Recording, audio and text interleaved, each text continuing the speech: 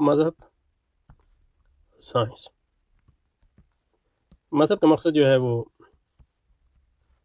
نجات ابدی ہے انسان کی،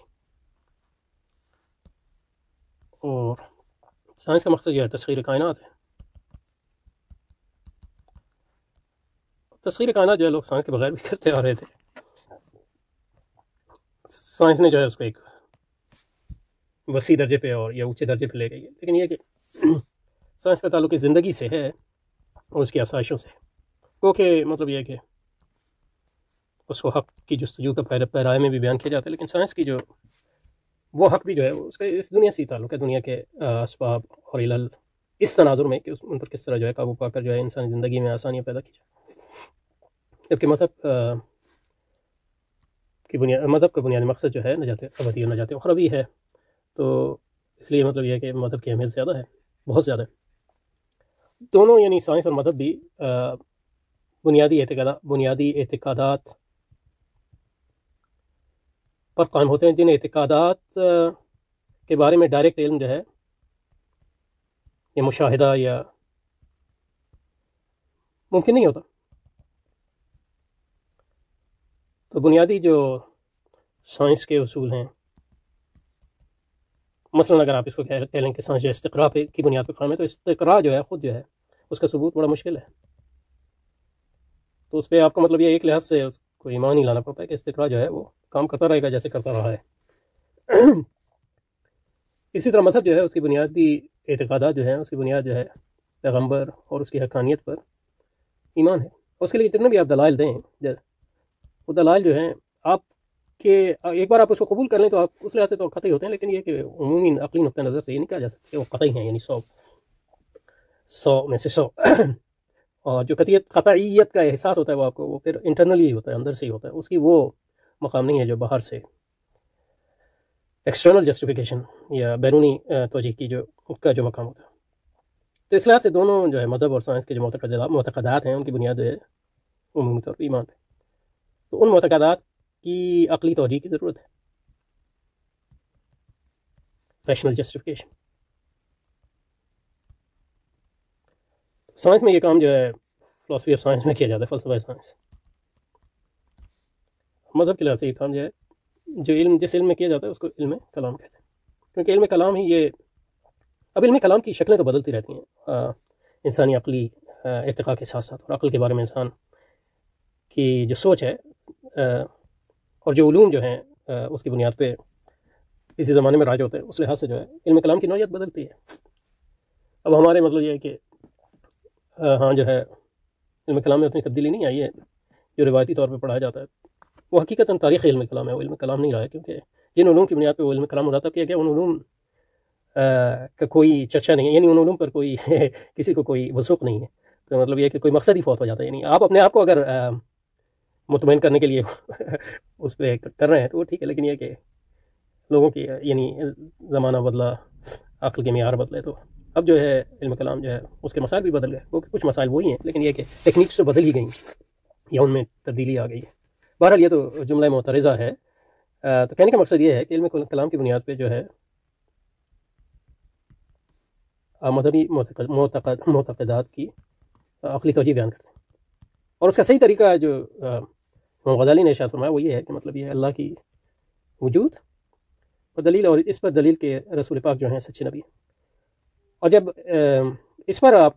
نے عقلی دلیل دے دی جس پر آپ کا دل مطمئن ہو گیا تو پھر جو ہے اصل کام شروع ہوتا ہے. پھر عقل کا کام ختم ہو گیا، عقل کلامی کا یعنی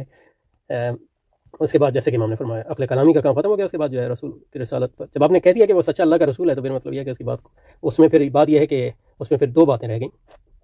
ایک یہ کہ اللہ کے رسول نے جو فرمایا وہ آپ ہی نے فرمایا، تو یعنی روایت کہ روایت صحیح ہے آپ سے. قرآن میں تو وہ مسئلہ ہی نہیں ہے کیونکہ قرآن محفوظ ہے اللہ کے. اور دوسرا درایت یعنی اس کی سمجھ. اور جس عقل کی بنیاد پہ آپ رسول کی بات کو سمجھیں گے وہ بالکل مختلف عقل ہے عقل کلامی سے. اس میں لوگ جو ہے تفریق نہیں کرتے. حالانکہ مطلب آپ دیکھ لیں کہ اب متکلم ہے جب وہ بطور متکلم کی بات کرتا ہے تو وہ بالکل مختلف بات کرتا ہے. یعنی امام راضی جب بطور متکلم کی بات کرتے ہیں، لیکن بطور مثلا یہ ہے کہ مفسر کے اور محدث کی بات کرتے ہیں تو بالکل مختلف ہے بات ہوتی ہے، اور ان کی جو عقلی دلائل ہوتے ہیں وہ بالکل مختلف ہوتے ہیں. تو کہہ یہ رہے ہیں کہ مذہب کو عقلی توجیہ کی ضرورت ہے، سائنس سے بھی زیادہ، کیونکہ سائنس جو ہے وہ صحیح دنیا سے تعلق ہے، تو اگر اس کی عقلی توجہ اتنی زوردار نہ بھی ہوئی تو اس سے کوئی فرق نہیں پڑتا۔ مذہب کی عقلی توجہ صحیح ہونی چاہیے، کیونکہ اگر آپ نے جھوٹے مذہب کو قبول کر لیا تو آپ کی دنیا برباد ہو گئی، اور سچے مذہب کو رد کر دیا تو تب بھی آپ کی دنیا برباد ہو گئی۔ تو یہ اہمیت عقلی توجہ کی جو ہے اس لحاظ سے جو ہے وہ مذہب میں زیادہ ہے۔ اور عقلی توجہ جو ہے وہ یا عقلی ثبوت جو ہے وہ جیسے کہ امام راضی نے فرمایا،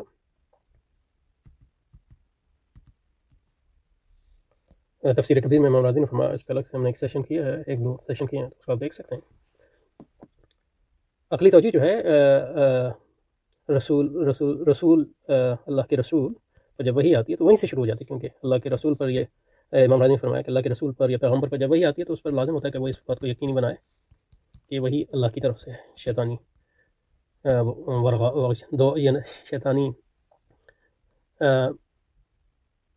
اغوا تو نہیں ہے، شیطانی نرغہ تو نہیں۔ اس لیے رسول پاک پر جب وہی آئے تو آپ کو جو خوف تاری ہے وہ یہی خوف تھا، تو آپ حضرت خدیجہ علیہ السلام کے پاس گئے تو کہا زملونی زملونی، تو پھر حضرت خدیجہ نے آپ کو وہ تاریخی جملہ فرمایا کہ آپ لوگ یعنی مسکینوں کی دیکھ بھال کرتے ہیں اور یتیموں کی دیکھ بھال کرتے ہیں اور حق کے خیر کی طرف تمام خیر کے کام کرتے ہیں وغیرہ وغیرہ، تو اللہ تعالیٰ آپ کو اکیلا نہیں چھوڑے گا۔ تو یہ ایک سیدہ خدیجہ کی طرف سے ایک دلیل تھی کہ جو آپ کے پاس ناموس آیا وہ حقیقی ناموس ہے، وہی نا۔ اور پھر آپ کو ورقہ بن نوفل جو آپ کے رشتہ دار تھے اور جو ایک عیسائی عالم تھے، اور عیسائیت اس وقت ایک سچا دین تھا جو اس میں حق پر جو لوگ قائم تھے، تو انہوں نے بھی اس کی شہادت دی کہ جو ناموس آئی ہے یہ اغوا شیطانی نہیں ہے، بلکہ وہی ناموس ہے جو حضرت موسیٰ علیہ السلام کی طرف سے آیا۔ اور اس کے بعد جب نبی لوگوں کو بلاتا ہے تو وہ ان لوگوں کو بھی لازم ہوتا ہے کہ یہ اس کا تیقن کریں کہ وہ نبی جو ہے سچا نبی ہے، اور جب یہ تیقن کر لیں تو پھر اس کی بات پہ ماننا جو ہے، اس پر صدق کو ماننا جو ہے وہ لازم آ جاتا ہے، کیونکہ جھوٹے نبی تو ہوتے ہیں، مطلب رسول پاک کے بعد بھی جھوٹے نبی ہیں۔ یہ ہمارے یہاں تو مطلب یہ ہے کہ کوئی لمبا دور نہیں گزرا، بہت بڑا جھوٹا نبی جو ہے اس نے وہی کا دعویٰ کیا، اور بہت یعنی بڑے بڑے عقلاء نے اس کو قبول کیا۔ تو اب صدیق اکبر کی جو عظمت ہے اسی میں ہے کہ جب آپ نے آپ کو سچا نبی مان لیا تو پھر آپ کی ہر بات کی تصدیق کی، تو اس لیے صدیق کہلائے۔ حتیٰ کہ جب لوگ جو ہے آپ نے معراج پہ گئے اور لوگوں کو بتایا تو لوگ جو ہے اس زمانے میں کچھ لوگ مرتد ہو گئے، لیکن اور کفار مکہ صدیق کے پاس گئے اور کہا کہ یہ تمہارا صاحب تمہارا دوست یہ کہتا ہے، تو آپ نے وہ تاریخی جملہ فرمایا کہ اگر وہ کہتا ہے تو سچ ہی کہتا ہے۔ تو یہ جو لوگوں پر لازم ہوتا ہے کہ یہ یقینی بنائیں کہ یہ نبی سچا نبی ہے، تو یہ مطلب عقلی توجیہ ہی ہے، یہ نہیں معنی میں عقلی توجیہ ہے۔ تو یہاں علامہ اقبال یہ فرما رہے ہیں کہ مذہب کو عقلی توجیہ کی سائنس سے زیادہ ضرورت ہے، ضرورت ان معنوں میں کہ اس میں فرق کرنا کہ سچا مذہب کون سا ہے اور جھوٹا مذہب کون سا ہے، اس کے لیے عقلی اس لیے مطلب اتنا مقام ہے امام غزالی رحمۃ اللہ علیہ کا اور متکلمین کا۔ لیکن یہ متکلمین کلام کی بھی جو تصور ہے، ایک تو وہ محدود تصور ہوتا ہے جو مطلب فلسفیانہ علم کا، لیکن دوسرا ایک علم کلام کا جو تصور ہے وہ وسیع تصور ہے، جیسے مطلب یہ ہے کہ تو اس میں جو دلائل ہیں وہ دلائل صرف فلسفیانہ دلائل نہیں ہیں، بلکہ یہ کہ